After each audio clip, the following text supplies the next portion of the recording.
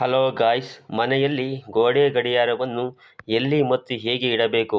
ವಾಸ್ತುಶಾಸ್ತ್ರ ಗಡಿಯಾರಕ್ಕೆ ಸಂಬಂಧಿಸಿದಂತೆ ಅನೇಕ ವಿಚಾರಗಳಿವೆ. ಈ ವಾಸ್ತು ನಿಯಮಗಳನ್ನು ಅನುಸರಿಸಿ ನಿಮ್ಮ ಮನೆಯಲ್ಲಿ ಧನಾತ್ಮಕ ಶಕ್ತಿ ತುಂಬಿರುವಂತೆ ಎಲ್ಲ ಕೆಲಸಗಳನ್ನು ಯಶಸ್ವಿಗೊಳಿಸುವತ್ತ ಗಮನ ಹರಿಸಿ. ಜೀವನದಲ್ಲಿ ಸಮಯ ಎಂಬುದು ಎಲ್ಲರಿಗೂ ಬಹಳ ಮುಖ್ಯ. ಒಮ್ಮೆ ಕಳೆದು ಹೋದ ಆ ಅಮೂಲ್ಯವಾದ ಸಮಯವನ್ನು ಮತ್ತೆ ವಾಪಸ್ ಪಡೆಯಲು ಸಾಧ್ಯವೇ ಇಲ್ಲ. ಆದ್ದರಿಂದ ನಮಗೆ ದೊರೆಯುವ ಪ್ರತಿ ಕ್ಷಣವನ್ನು ಸದುಪಯೋಗಪಡಿಸಿಕೊಳ್ಳಬೇಕು ಎನ್ನುತ್ತಾರೆ ಹಿರಿಯರು. ಸಮಯ ಎಂದರೆ ನಮಗೆ ನೆನಪಾಗುವುದು ಗಡಿಯಾರ. ಅದು ಇಲ್ಲದಿದ್ದರೆ ನಮ್ಮ ದಿನನಿತ್ಯ ಕೆಲಸಗಳು ಆಗುವುದೇ ಇಲ್ಲ. ಬೆಳಗ್ಗೆ ಬೇಗ ಏಳಲು ಗಡಿಯಾರದಲ್ಲಿ ಅಲಾರಾಂ ಫಿಕ್ಸ್ ಮಾಡಿಕೊಳ್ಳಬೇಕು. ದಿನನಿತ್ಯ ಕೆಲಸಗಳನ್ನು ಶುರು ಮಾಡಲು ಸಮಯ ನೋಡಬೇಕು. ಕಚೇರಿ ಕೆಲಸಕ್ಕೆ ಸರಿಯಾದ ಸಮಯಕ್ಕೆ ಹೋಗಲು ಗಡಿಯಾರ ನೋಡಬೇಕು. ಮಕ್ಕಳನ್ನು ಶಾಲೆಗೆ ಕಳಿಸಲು, ತಿಂಡಿ ಊಟ ಮಾಡಲು ಎಲ್ಲದಕ್ಕೂ ಗಡಿಯಾರದಲ್ಲಿ ಸಮಯವನ್ನು ನೋಡಲೇಬೇಕು. ಗಡಿಯಾರಕ್ಕೆ ವಾಸ್ತುಶಾಸ್ತ್ರದಲ್ಲಿ ಬಹಳ ಪ್ರಾಮುಖ್ಯತೆ ಇದೆ. ಗೋಡೆ ಗಡಿಯಾರವನ್ನು ಎಲ್ಲಿ ಮತ್ತು ಹೇಗೆ ಇಡಬೇಕು ಎಂಬುದರ ಬಗ್ಗೆ ಕೂಡ ವಾಸ್ತುಶಾಸ್ತ್ರದಲ್ಲಿ ನಿಯಮಗಳಿವೆ. ಗಡಿಯಾರಕ್ಕೆ ಸಂಬಂಧಿಸಿದ ವಾಸ್ತು ನಿಯಮಗಳು. ಅಯ್ಯೋ, ಗಡಿಯಾರಕ್ಕೂ ದಿಕ್ಕು ಇದೆಯೇ? ಸಮಯ ನೋಡಲು ತಾನೇ ಎಲ್ಲಿ ಬೇಕಾದರೂ ಇಡಬಹುದು ಎಂದುಕೊಂಡರೆ ಅದು ತಪ್ಪು.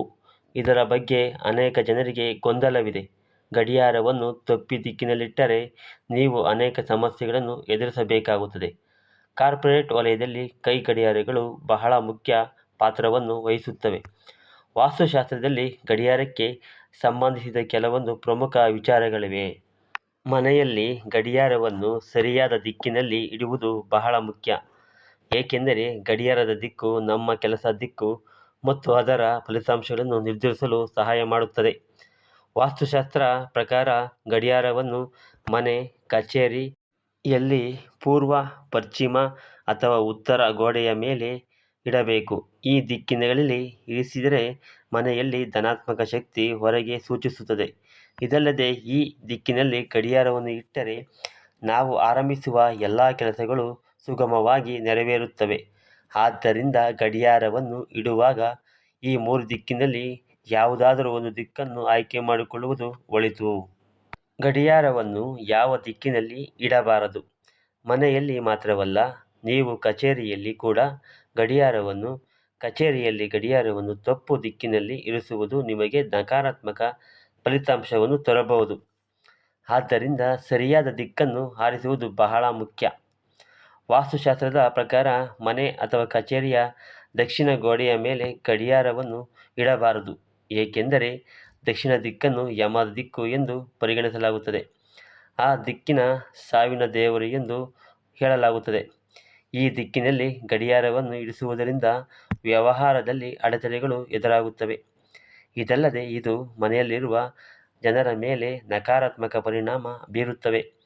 ಮನೆಯ ದಕ್ಷಿಣ ದಿಕ್ಕನ್ನು ಹೊರತುಪಡಿಸಿ ಮನೆಯ ಮುಖ್ಯ ದ್ವಾರದ ಬಾಗಿಲಿನ ಮೇಲೆ ಗಡಿಯಾರವನ್ನು ಇಡಬಾರದು.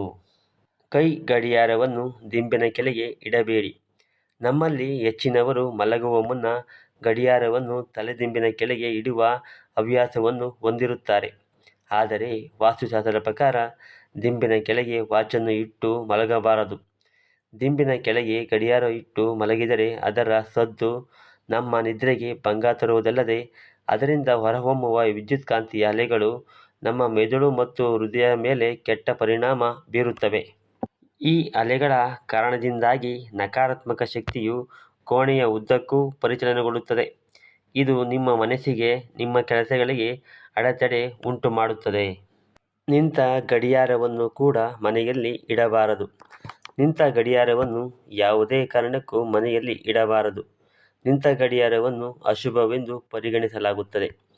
ಇದರಿಂದ ಮನೆಯವರಿಗೆ ತೊಂದರೆ ಉಂಟಾಗುತ್ತದೆ. ಅಷ್ಟೇ ಅಲ್ಲ, ಕೆಲವರು ಸಮಯವನ್ನು 10 ನಿಮಿಷ ಮುಂದೆ ಅಥವಾ ಹಿಂದೆ ಹಾಕುತ್ತಾರೆ. ಆದರೆ ಈ ರೀತಿ ಮಾಡುವುದು ಕೂಡ ಒಳ್ಳೆಯದಲ್ಲ. ಸರಿಯಾದ ಸಮಯಕ್ಕೆ ಗಡಿಯಾರವನ್ನು ಫಿಕ್ಸ್ ಮಾಡಿ.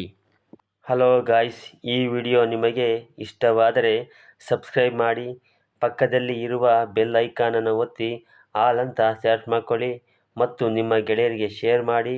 ಹಾಗೂ ಈ ಒಂದು ವಿಡಿಯೋಗೆ ಲೈಕ್ ಮಾಡಿ ಮತ್ತು ನಿಮ್ಮ ಅನಿಸಿಕೆ ಅಭಿಪ್ರಾಯವನ್ನು ಕಮೆಂಟ್ ಮಾಡಿ.